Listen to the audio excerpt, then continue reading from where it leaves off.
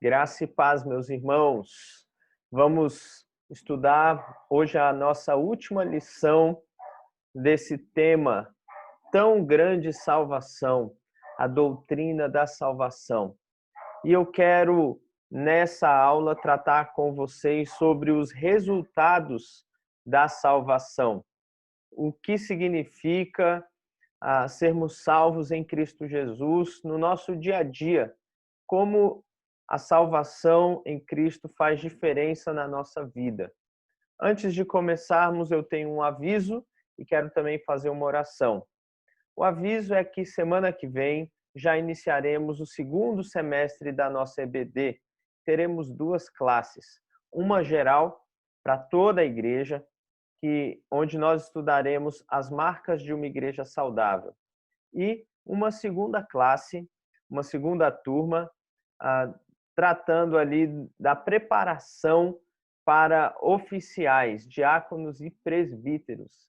Essa classe é para você, meu irmão, que tem desejo de conhecer mais sobre a liderança da igreja, que tem desejo de um dia ser um diácono ou presbítero. Essa classe é para você que talvez já é diácono ou presbítero, mas que deseja se atualizar, rever alguns conceitos bíblicos sobre isso. Vai ser muito importante a sua participação nessa classe também. Vamos orar, iniciando assim a nossa aula de hoje. Senhor nosso Deus, obrigado por esse dia, obrigado pela oportunidade de estudarmos a Tua Palavra. Nos abençoe nesse momento, em nome de Jesus. Amém. Amém, irmãos. Vou projetar a minha tela para a gente iniciar, então, a nossa aula. Creio que todos estão vendo. Nós vamos tratar exatamente dos resultados da salvação. Eu quero iniciar pensando nessa estrutura que nós chamamos de história da redenção, onde nós temos 4 capítulos. O primeiro, chamado Criação, aquele momento histórico em que Deus cria todo o mundo, os céus e a terra, onde ele cria o ser humano, o coloca num jardim, cria a mulher. Aquele período nós chamamos de criação, não havia pecado ainda. Deus, ao final dos 6 dias, ele olha e vê que tudo é muito bom. Esse é o momento da criação. Mas nós também temos o período da queda. A partir de Gênesis capítulo 3, o pecado entra no mundo e distorce a boa criação de Deus em todos os aspectos, em todas as áreas. Então, com a entrada do pecado, o mundo é deformado, ele é desfigurado. Inclusive, a imagem de Deus no ser humano, a imagem de Deus em nós, é corrompida, é desfigurada por conta do pecado. Mas nós temos o terceiro capítulo, que é a redenção. Quando Deus envia o seu Filho, Jesus Cristo, para viver como homem, se tornar homem, viver como homem e morrer no lugar do pecador, ainda que ele mesmo nunca tenha pecado. Então, em Cristo Jesus, Deus está restaurando tudo aquilo que o pecado deturpou e destruiu. Mas essa redenção que acontece em Cristo aponta para um momento final, que é a consumação, quando o reino de Deus será plenamente estabelecido na segunda vinda de Cristo. Novos céus e nova terra surgirão e toda a boa criação de Deus, de fato, terá sido restaurada. Nós ansiamos por esse momento. Essa estrutura da história da salvação é fundamental para compreendermos a aula de hoje. Vamos ler esses 2 versículos aqui, tratando de Gênesis, tá? Gênesis 1, 27 e 28. Criou Deus o homem à sua imagem, a imagem de Deus o criou, homem e mulher os criou. Deus os abençoou e lhes disse: sejam férteis e multipliquem-se, encham e subjuguem a terra, dominem sobre os peixes do mar, sobre as aves do céu e sobre todos os animais que se movem pela terra. Eu quero chamar a atenção dos irmãos para essas partes que estão coloridas. Eu marquei alguns verbos importantes aqui. Sejam férteis, multipliquem-se, encham, subjuguem a terra, dominem sobre os animais. Isso aqui é importantíssimo para nós. Eu quero ler outro texto, ainda em Gênesis. Você pode acompanhar na sua Bíblia também. Gênesis 2, 16 e 17.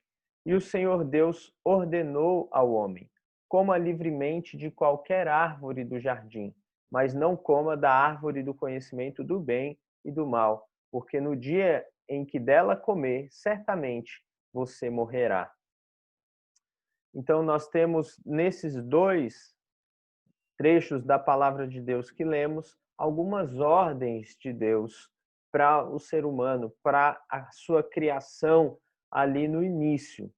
E isso é importante porque nós vamos perceber nessa primeira parte das Escrituras alguns mandatos pactuais. Os mandatos pactuais da criação são aquelas ordens que Deus deu ao ser humano, como nós lemos ali em Gênesis 1, 26 e 27 e Gênesis 2, 16 e 17. Nós podemos separar três grandes mandatos criacionais. O primeiro, eu vou chamar de mandato espiritual, que tem a ver com Deus, a nossa relação com Deus. Ele pode ser visto na ordem que Deus deu para não comermos do fruto da árvore do conhecimento do bem e do mal. Esse mandato pode ser visto, por exemplo, na comunhão que existia entre o homem e Deus. Deus passeava pelo jardim, Deus se encontrava com o homem, Deus conversava com o homem. Então, a humanidade recebeu um mandato espiritual, que está ligado à nossa relação com Deus. Mas também recebemos o mandato social. O texto que lemos disse: multipliquem-se, encham a terra. E depois o Senhor Deus cria a mulher e diz para o homem: não é bom que o homem esteja só. Né? Então, temos isso registrado. Então, Deus cria o homem para se relacionar com o seu semelhante. Esse é o mandato social, que é a base da família, é a base das nações, a base da sociedade como um todo. Então, ele tem a ver com o nosso relacionamento com o próximo. Mas nós também temos o que chamamos de mandato cultural. O mandato cultural tem a ver com a nossa relação com a criação como um todo. Aqui no slide eu achei essa figura que diz meio ambiente. Eu diria, mais do que meio ambiente, toda a criação como um todo, a nossa relação com a boa criação de Deus. Nós vamos entender melhor esse mandato cultural, no sentido desses três verbos que aparecem aí na Terra. O que é o mandato cultural? É a ideia de governo, é a ideia de desenvolver e de cuidar da criação. Nós vemos que o Senhor coloca o homem no jardim para cuidar do jardim e para trabalhar no jardim, para desenvolver a boa criação de Deus.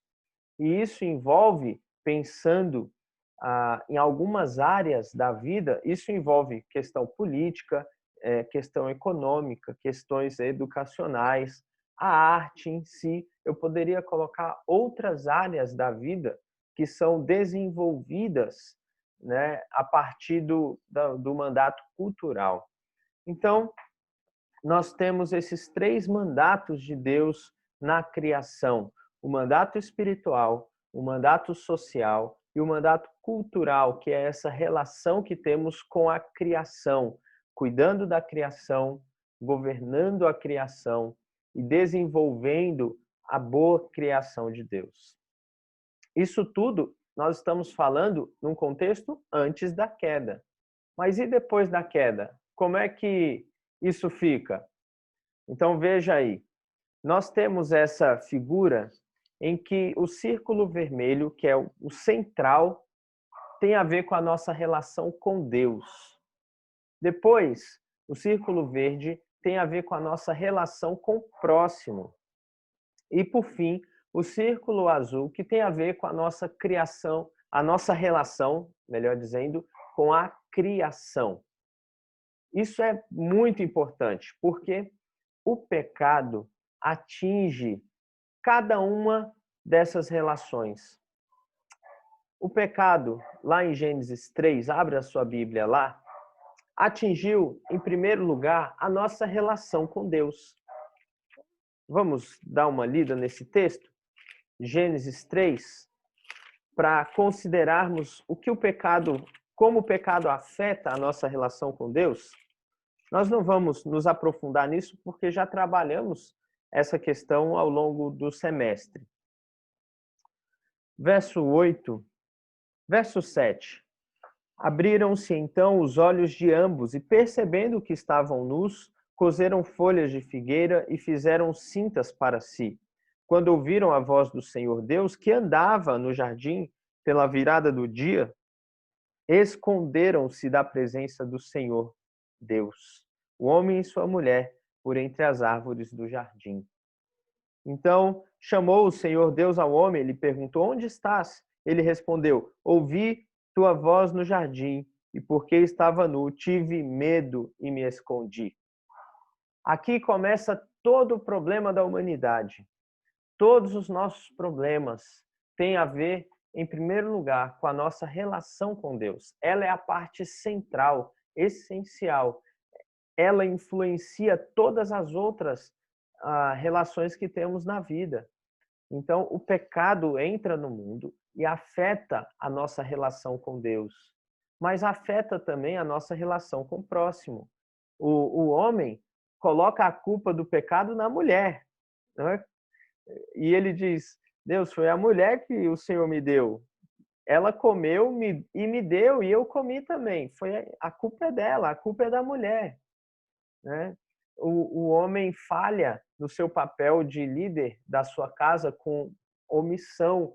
O homem estava ao lado da mulher e permitiu que ela comesse do fruto que Deus havia dito para não comer.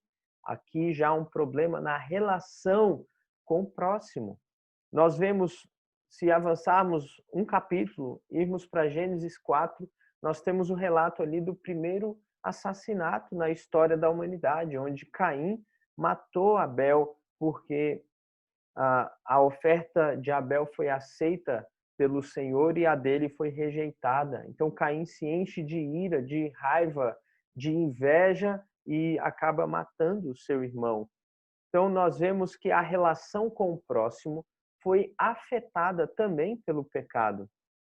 Mas nós temos também a relação com a criação afetada pelo pecado. Isso de diversas formas. Talvez uma das formas mais claras é que, em vez de cuidarmos da criação e desenvolvermos a boa criação de Deus, nós acabamos destruindo a criação. Por exemplo, os problemas ambientais que temos são fruto, muitas vezes, dessa má administração ou mau uso dos recursos da criação de Deus. Essa relação com a criação foi afetada também no seu aspecto do desenvolvimento. É curioso que no capítulo 4 de Gênesis, abre lá, Gênesis 4, quando Caim, depois de matar o seu irmão, recebe uma ordem de Deus. Deus disse que ele seria errante e fugitivo pela terra. Mas observe o verso 17 de Gênesis 4. E coabitou Caim com a sua mulher, ela concebeu e deu à luz a Enoque. Caim edificou uma cidade e lhe chamou Enoque o nome de seu filho. Veja, Caim, em vez de ser errante pela terra, que era o castigo que Deus tinha dado para ele, por conta da consequência de ter matado o seu irmão, Caim constrói uma cidade, um lugar fixo. Veja, cidade é sinônimo de desenvolvimento. Cidade é sinônimo de proteção, cidade é sinônimo de recursos. Quantas pessoas não saíram de suas pequenas vilas ou fazendas e vieram para cidades maiores em busca de uma condição melhor? A cidade é sinônimo de desenvolvimento e recurso. O problema não é a cidade em si, aqui em Gênesis 4. O problema é que Caim está utilizando desse bom recurso que Deus dá ao homem para desobedecer o próprio Deus. Então, a relação com a criação se torna também problemática por conta do pecado. Quantas coisas são boas que o homem cria, porém são usadas para o mal? Eu poderia dar vários exemplos. Vamos pensar apenas na internet. A internet é o desenvolvimento da boa criação de Deus. O homem cria a partir daquilo que Deus criou. Deus criou a comunicação, Deus criou a linguagem. O homem conseguiu desenvolver isso, porque Deus nos deu essa capacidade de desenvolvermos a boa criação dele. E criamos, então, a internet, uma coisa boa, o desenvolvimento da boa criação. Porém, o homem se utiliza de forma maligna dessa boa criação, por exemplo, e produz a pornografia na internet. E distribui isso com tanta facilidade, atinge a vida de muitas pessoas e ganham muito dinheiro com isso. Só para mostrar como algo bom, criado pelo homem a partir do desenvolvimento da criação, pode ser corrompido pelo pecado. Então, a internet em si não é má. O problema é o uso que se faz dela. Então, nós temos aqui esses três aspectos contaminados ou corrompidos pelo pecado. Tanto o mandato espiritual, como o mandato social, como o mandato cultural foram afetados pelo pecado. Na redenção em Cristo Jesus, esses três aspectos também serão tocados pela salvação em Cristo. E é aqui o ponto mais importante da nossa aula de hoje. Em Cristo Jesus, a nossa relação com Deus é transformada.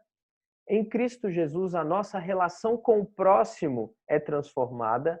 E em Cristo Jesus, a nossa relação com a criação também é transformada. E tudo isso porque a salvação alcança não somente a esfera vermelha da nossa relação com Deus, mas também a nossa relação com o próximo e a nossa relação com a criação como um todo. Isso é importante da gente analisar. Vamos então ver alguns versículos bíblicos importantes nesse sentido. Vamos para 2 Coríntios 5:18. Abra sua Bíblia lá comigo. 2 Coríntios 5, verso 18. Eu vou ler para nós esse texto,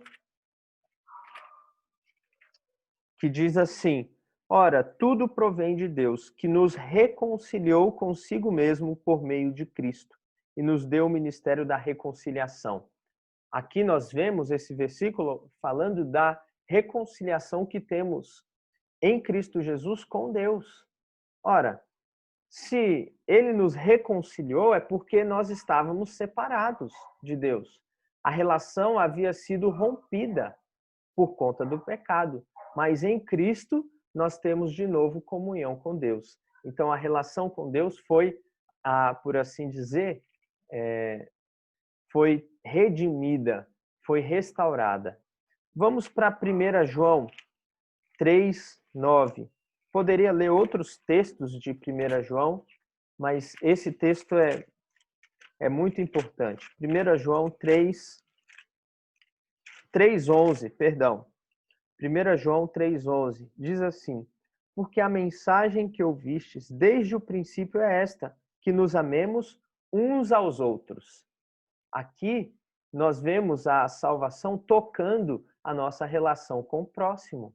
Nós precisamos amar o nosso semelhante, amar o próximo como a nós mesmos.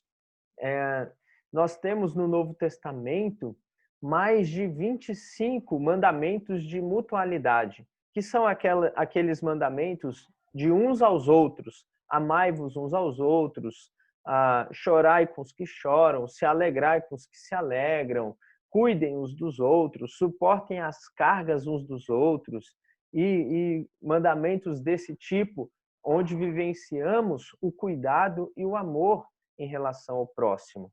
Então, nós percebemos que a salvação transforma não só a nossa relação com Deus, mas também com o próximo, de modo que Deus disse para nós assim: se você diz que me ama, mas não ama o seu próximo a quem você vê, então você mente, porque como pode alguém dizer que ama a Deus que não vê e não ama o seu irmão a quem vê? 1 João vai tratar isso para nós. Então, a relação com Deus influencia diretamente na nossa relação com o próximo. Aqui eu posso fazer uma aplicação para nós e perguntar: como está a sua relação com os seus familiares ou com os seus irmãos em Cristo na igreja, ou com os seus vizinhos, ou colegas de trabalho, colegas de faculdade, de escola? Como está a sua relação com o próximo? Porque a salvação que nós temos em Cristo deve transformar a nossa relação com o próximo também. Isso indica santidade. Não adianta termos relação correta com Deus se isso não atinge os nossos relacionamentos pessoais com as pessoas ao nosso redor. Mas também temos a salvação alcançando a nossa relação com a criação e o mandato cultural nesse sentido. E aqui eu quero ler 2 textos junto com os irmãos. Abra sua Bíblia aí em Romanos, capítulo 12, verso 2. Romanos 12, 2. Paulo, depois de apresentar todos os aspectos da salvação do capítulo 1 até o capítulo 11, ele agora vai aplicar isso diretamente na vida dos irmãos ali da igreja de Roma. E ele diz: e não vos conformeis com este século, mas transformai-vos pela renovação da vossa mente, para que experimenteis qual seja a boa, agradável e perfeita vontade de Deus. Aqui nós temos Paulo dizendo que nós não podemos viver da forma que vivíamos antes. Por quê? Antes vivíamos conforme o mundo. Estávamos conformados, moldados pelo mundo. Então, em vez disso, nós precisamos de uma transformação pela renovação da nossa mente, pela renovação da maneira que nós enxergamos o mundo, a maneira de pensarmos. E isso inclui a nossa relação com a criação. Vamos para Gálatas, capítulo 1, verso 4. Aqui nós vemos claramente a abrangência da salvação. Gálatas 1, 4. Vou ler o verso 3 para a gente entender melhor. Diz assim: graça a vós outros e paz da parte de Deus, nosso Pai, e do nosso Senhor Jesus Cristo, o qual se entregou a si mesmo pelos nossos pecados, para nos desarraigar deste mundo perverso, segundo a vontade de nosso Deus e Pai. Aqui nós vemos que toda a obra de Cristo, ali na cruz, se entregando em nosso lugar, foi para nos desarraigar, para nos arrancar deste mundo perverso.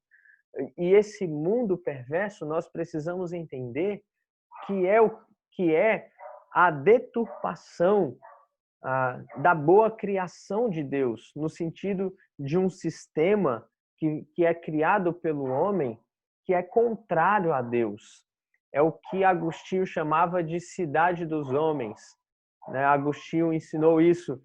Nós temos a cidade dos homens, onde tudo que acontece o homem é o centro, o amor ao homem é o centro, e nós temos a cidade de Deus, onde tudo o que acontece é por causa de Deus. Deus é o centro dessa cidade. E a cidade dos homens faz oposição à cidade de Deus. Para utilizar uma linguagem bíblica disso, nós podemos pensar no reino dos homens e no reino de Deus. Né? O reino dos homens e o reino de Deus estão aqui, nós vivemos isso. E só que o reino dos homens faz oposição ao reino de Deus, até aquele momento que o Senhor Jesus voltar pela sua segunda vez. E aí todo o reino de homens será subjugado e destruído, e o reino de Deus prevalecerá para sempre. Mas nós vemos aqui que a salvação toca também na nossa relação com a criação. Vou desenvolver melhor essa ideia pensando nessa pergunta aí. O que é ser um bom cristão no trabalho, na escola, na faculdade ou em qualquer outro lugar onde você esteja? Vamos pensar aqui no trabalho. O que é ser um bom cristão no trabalho? Talvez as respostas mais comuns para isso estão relacionadas à boa conduta moral. Então, é você ser alguém ali honesto no trabalho, que cumpre bem as suas atividades, que trata as pessoas de forma digna, respeitosa. E isso é muito bom. Isso tem a ver com a sua relação com o próximo, o mandato social que a gente já viu aqui, né? Às vezes, isso tem a ver também com a questão de você evangelizar aqueles que não conhecem a Cristo, falar do evangelho para os seus amigos de trabalho, de escola, de faculdade, abrir um clube bíblico, e tudo isso é muito bom, né? Isso tem a ver com o nosso mandato espiritual nesse sentido. Mas nós precisamos pensar além dessas questões. Nós fomos chamados também para desenvolvermos não somente o nosso caráter, não somente o evangelismo, falar do evangelho, mas também na nossa relação com a criação. O mandato cultural precisa ser desenvolvido. Muitas vezes nós não conseguimos desenvolver isso. Nós pensamos que ser um bom crente no nosso ambiente de trabalho, de estudos, tem relação apenas com a nossa conduta pessoal e com a nossa evangelização pessoal. Olha só o que acontece. Nós estamos dizendo, então, pensando nessa figura, que ser um bom crente no trabalho abarca apenas o nosso relacionamento com Deus e o nosso relacionamento com o próximo. Mas aqui está faltando o nosso relacionamento com a criação também. Vamos pensar, para sermos bem práticos nessa questão, vamos pensar na educação. Eu poderia tratar qualquer outra área aqui. Eu vou pensar apenas na educação como um exemplo didático para a gente, tá? Poderia ser qualquer outra área do conhecimento humano, qualquer outra área de atividade humana. O comércio, poderia ser a administração, o direito, a medicina, a psicologia, qualquer outra área. Mas vamos pensar na educação. Olha só o que acontece aqui. Nós vivemos fazendo uma separação. A nossa fé, ela está separada no âmbito privado. A nossa fé é de cunho privado. Ninguém diz que nós não podemos ter fé ou crer em Deus.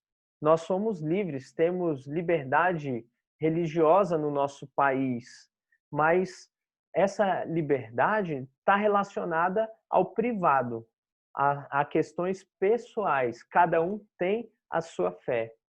E, no âmbito público, o que prevalece é a posição científica, é a posição dos fatos em si. Então, vamos pegar um exemplo aqui, a partir da educação. Um crente que atua nessa área da educação lida com isso constantemente. Por quê? No trabalho, o que ele vai ter? As teorias educacionais, os métodos educacionais que são construídos cientificamente. e devem ser construídos cientificamente. Porém, muitas vezes ele não exerce a sua fé em relação a essas teorias, em relação a essas metodologias de educação. Como é que deixa eu tentar explicar isso de outra forma. Acaba que a gente faz uma separação entre a fé e a ciência. A nossa fé não é contrária à ciência, meus irmãos. A nossa fé, ela não é irracional. Muitas vezes essa linha aqui representa um salto para o irracional. Então, o que é científico é racional, é pensado. A fé é um salto para o irracional. E isso não é verdade. A nossa fé não é um salto irracional. Nós entendemos que a nossa fé, de fato, é sobrenatural, mas ela não é irracional. Ela é baseada na revelação de Deus para nós. Então, nós não podemos aceitar essa separação radical entre ciência e fé. Nós precisamos entender que muitas vezes o que existe é uma separação entre a fé e o cientificismo, né? É uma forma de se conceber ciência que faz oposição à fé. Então, de fato, a fé é contrária ao cientificismo, né? Que seria uma forma de fazer ciência que exclui a possibilidade do sobrenatural, né? Então, o que de fato existe é somente aquilo que se encontra no tempo e no espaço. É somente aquilo que pode ser objeto de pesquisa. Então, a fé, como a gente pode calcular a fé? Como a gente pode mensurar a fé? Não tem como. Então, o que a ciência, o cientificismo nesse sentido faz? Estuda a manifestação de fé no comportamento religioso de um povo. Isso é possível fazer, estudar, calcular, mas veja, então que a fé nesse sentido é desprezada na questão do cientificismo. Mas para a gente não ficar discutindo muito, que é uma questão bem filosófica, eu quero ser um pouco mais prático nessa questão aqui, pensando na educação, nos métodos, nas teorias. Uma teoria da educação, ou metodologia, se é que eu posso dizer assim, eu não sou um especialista dessa área, é que diz que a educação deve ser das escolas. A escola tem o direito de educar. A escola, na verdade, vai libertar, vai ser instrumento de libertação das crianças, dos jovens, né? O instrumento de libertação desse sistema do status quo, do sistema opressor, né? Então, a escola acaba assumindo esse papel. Veja, nós temos aqui uma questão que é contrária às escrituras, porque a escritura diz que os pais são os primeiros responsáveis pela educação das crianças. Os pais devem inculcar a lei do Senhor no coração das suas crianças. Quando a gente vê Deuteronômio, capítulo 6, né, devemos inculcar ali a palavra de Deus no coração das crianças. Os pais são os principais responsáveis por isso. Veja, nós temos aqui uma questão bem interessante, onde a nossa fé deveria sim ter direito de se manifestar publicamente em relação a isso e fazer diferença nas metodologias de educação do nosso país. Mas quando nós entramos nesse discurso, acaba que as pessoas falam, não, isso é do âmbito da sua fé pessoal, nós não podemos impor isso a toda a sociedade. Então, veja, o que essas pessoas estão dizendo é que a nossa fé, ela serve apenas para o âmbito privado e não para o âmbito público. Um outro exemplo, assim, talvez clareie um pouco mais para nós, é a questão da disciplina dos filhos, a correção dos filhos, né? Nós vemos que a Escritura nos orienta a corrigir os nossos filhos, aqueles que têm, com a vara. A vara ali é um instrumento físico de correção para que a criança aprenda que pecou contra Deus e fez coisas erradas, né? Agora, se nós colocarmos isso publicamente, isso não tem validade pública na discussão pública sobre correção de filhos, por exemplo. O que se tem são teorias, são métodos científicos que vêm aí da área da psicologia, da sociologia, enfim, de diversas áreas que orientam a maneira como os pais devem corrigir os seus filhos. E a nossa fé fica, nesse sentido, apenas no âmbito privado. Veja que eu estou mostrando para os irmãos que há uma separação entre a nossa fé e o que é válido no discurso público, o que influencia a sociedade como um todo. É nesse ponto que eu quero dizer para os irmãos, porque nós não podemos aceitar essas questões. A nossa fé tem que ter lugar no discurso público. A nossa fé tem que se fazer presente e tem que produzir coisas boas para a criação, para a sociedade como um todo. Por quê? Porque a salvação em Cristo Jesus atinge não só a nossa relação com Deus, não só a nossa relação com o próximo, mas também a nossa relação com a criação, ou seja, desenvolvendo o mandato cultural. Então, isso é algo muito importante para nós, muito importante. Alguns crentes fazem uma separação radical. Então, eles não conseguem enxergar a sua fé no trabalho. De segunda a sexta, ele exerce uma coisa, ele produz educação, por exemplo, de uma forma não cristã. E no domingo ele é crente. E lá no trabalho dele, ele trata bem as pessoas, ele ama o próximo, ele prega o evangelho a pessoas ali que não conhecem a Cristo. Mas a fé não tem nada a ver com as teorias, com o trabalho em si. É isso que eu estou querendo dizer. Então, nós temos que rever essa questão. Não podemos deixar a nossa fé apenas no âmbito privado. Ela tem que ter lugar no discurso público. Ela tem que fazer sentido na nossa profissão, na nossa vocação, no nosso trabalho, porque Deus nos chamou também para desenvolver a boa criação que Ele fez. Olha só, para a gente entender isso melhor. Somos agentes da graça salvífica de Deus. Isso é, pregando o evangelho, né? Falando de Cristo àqueles que não creem em Cristo. Mas também somos agentes da graça comum de Deus, que é aquela graça que Deus concede a toda a humanidade, refreando o mal, fazendo com que mesmo aquele que não conhece a Deus produza coisas boas para o bem de toda a sociedade. Nós somos agentes da graça de Deus também, refreando o mal. Cada vez que um crente consegue fazer isso, ele está produzindo um bem para toda a sociedade.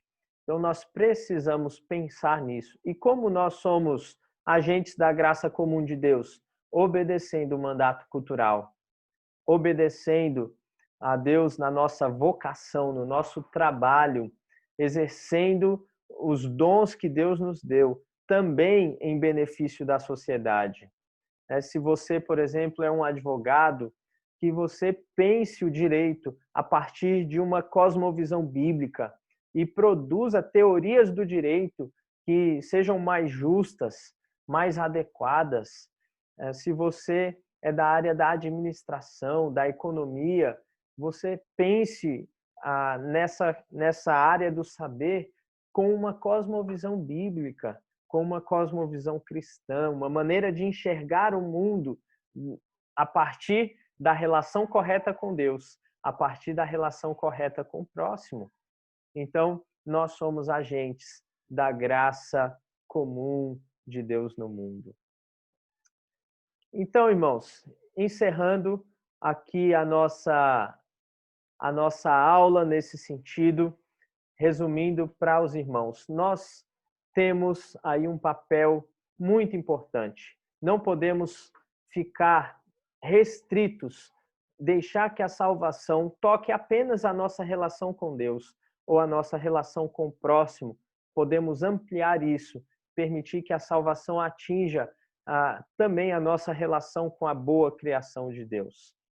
Isso era o que eu queria trabalhar com os irmãos no dia de hoje, nessa aula, e eu quero orar, encerrando então esse nosso momento aqui. Senhor nosso Deus, muito obrigado por esse tempo. Nos ajude a cada um de nós a desenvolvermos, a experimentarmos os resultados da salvação em todas as áreas da nossa vida. Essa é a minha oração por mim e pelos meus irmãos, em nome de Jesus. Amém. Amém, meus irmãos. Que Deus abençoe e até a próxima. Um abraço.